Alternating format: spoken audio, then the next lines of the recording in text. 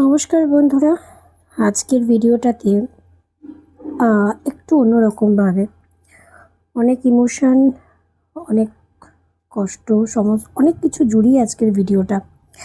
তাই কেমন আছি বা কেমন আছো এই কথাগুলো আজকে ভিডিওতে আমি বলতে পারলাম না। আমরা ইতিমধ্যে সবাই জানি হকার উচ্ছেদের ঘটনাটা। অনেক জায়গার মতো হাবড়াতেও কিন্তু হকার উচ্ছেদ শুরু হয়ে গেছে।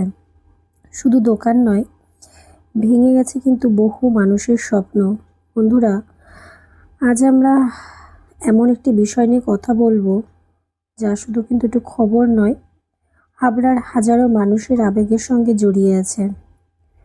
হাবড়া স্টেশন চত্বর, এই জায়গাটা শুধু একটা রেল স্টেশন নয়, আমাদের অনেকেরই ছোটবেলার স্মৃতি জড়িয়ে আছে। প্রতিদিন যাতায়াত, চেনা মুখ আর জীবনের একটি অংশ। জন্মের পর থেকে দেখেছি, জানো তো বন্ধুরা, এই স্টেশনের সামনে সারি সারি হকারদের দোকান। কেউ চা বিক্রি করছে, কেউ ফল, কেউ কচুরি, কেউ আবার ঝিকঝাক মিন্টুদার লেবু জল। তো এরকম না, ছোটোখাটো অনেক দোকান আছে স্টেশনে। সকাল সকাল গিয়ে কচুরি খাওয়া, আবার গরমে ক্লান্ত হয়ে ওই যে ঝিকঝাকে মিন্টুদার হাতের ওই ঠান্ডা ঠান্ডা লেবু জলটা খাওয়া। আবার শীতের দিনে 2 নম্বর প্ল্যাটফর্মে দীপক কাকুর দোকানের গরম গরম ঘুগনি। এই জিনিসগুলো অনুভূতি কিন্তু কখনই ভোলার নয়। এই মানুষগুলো বছরের পর বছর ধরে এইখানে কিন্তু নিজেদের জীবিকা খুঁজে পেয়েছে। কিন্তু সম্প্রতি হকার উচ্ছেদের অভিযানের ফলে এই পরিচিত দৃশ্য যেন এক মুহূর্তে বদলে গেল। যেখানে একসময় ক্রেতাদের ভিড় ছিল, আর সেখানে ভাঙা দোকানের কাঠ, টিন আর মানুষের দীর্ঘশ্বাস। ভাবুন তো, একজন মানুষ হয়তো 20 বা 25 বছর ধরে বা তারও হয়তো বেশি সময় ধরে এই জায়গাগুলো দোকান চালাচ্ছে। সেই দোকানের আয় দিয়ে তার সংসার চলে, ছেলেমেয়ের পড়াশোনা, বাড়ির ভাড়া দেওয়া, হয়তো ওই পুরো দোকানের ওপরেই সবটা চলে। হঠাৎ একদিন যদি সেই দোকানটাই আর না থাকে, তাহলে তার মনের অবস্থাটা কেমন হতে পারে। আজ অনেক হকারের চোখে জল, কারণ তাদের কাছে এটা শুধু ব্যবসা নয়, এটা তাদের ছিল বেঁচে থাকার একটা মাত্র অবলম্বন। অন্যদিকে প্রশাসনের কিছু যুক্তিও আছে। স্টেশন এলাকা পরিষ্কার রাখা, যাত্রীদের চলাচলের সুবিধা এবং নিরাপত্তার কথা ভেবে এই অভিযান চালানো হয়েছে বলে জানানো হয়েছে। কিন্তু প্রশ্ন হলো, উন্নয়ন কি শুধু রাস্তা পরিষ্কার করার নাম, নাকি সেই উন্নয়নের সঙ্গে মানুষের জীবন জীবিকাও গুরুত্ব দেওয়া উচিত? একজন হকার যখন ভোরবেলা বাড়ি থেকে বের হন, তার স্বপ্ন থাকে আজ কিছু টাকা রোজগার হবে, আর সেই টাকা দিয়ে হয়তো সন্তানের জন্য বই কিনবে, বৃদ্ধ বাবা মায়ের ওষুধ কিনবে, বা বইয়ের জন্য হয়তো একটা শাড়ি কিনবে। হয়তো বউকে অনেকদিন একটা শাড়ি উপহার দেওয়া হয় না, আর সেই মানুষগুলো অনিশ্চয়তার মধ্যে দিন কাটাচ্ছে। হাবড়ার মানুষ হিসাবে আমাদের অনেকেরই মন খারাপ, কারণ আমরা এই হকারদের শুধু দোকানদার হিসাবে কখনো দেখিনি। আমরা দেখেছি তাদের সংগ্রাম, তাদের পরিশ্রম আর হাসি মুখে জীবনযুদ্ধ চালিয়ে যাওয়ার কিন্তু গল্প।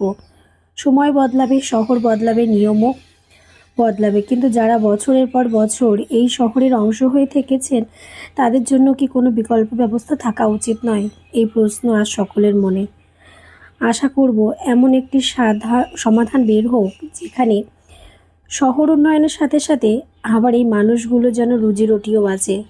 কারণ একটা দোকান ভাঙা সহজ, কিন্তু সেই দোকান সাজিয়ে আবার গড়ে তোলা, স্বপ্ন সংগ্রাম করা অনেক কঠিন।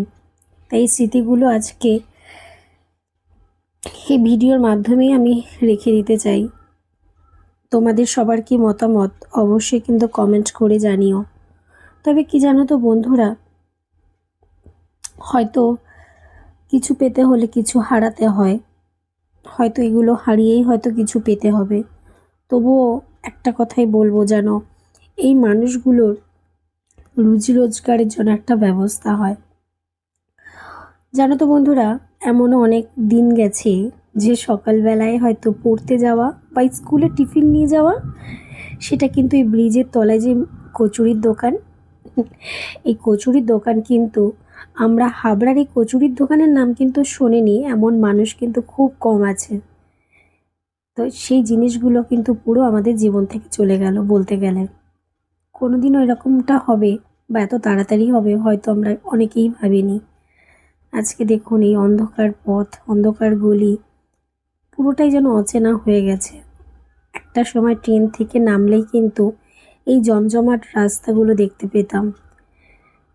জানি না এরা শুধু, অনেকের কাছে হয়তো শুধু হকার বলেই হয়তো পরিচিত, কিন্তু এনাদের সাথে কিন্তু কম বেশি আমাদের অনেকেরই হাবড়াবাসীর ইমোশন জড়িয়ে আছে।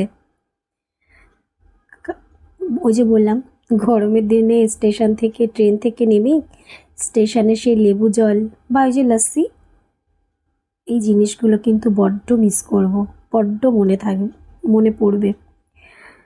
হয়তো আগামী দিনে হয়তো আরও অনেক বড় বড় কিছু হবে, কিন্তু এই ছোট ছোট জিনিসগুলো সারা জীবন স্মৃতির পাতায় থেকে যাবে।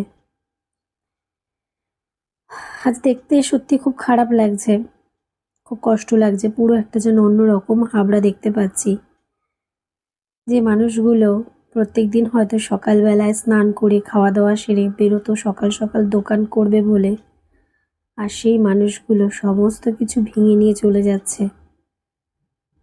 জানি না কিভাবে এদের পরবর্তী সময়টা চলবে।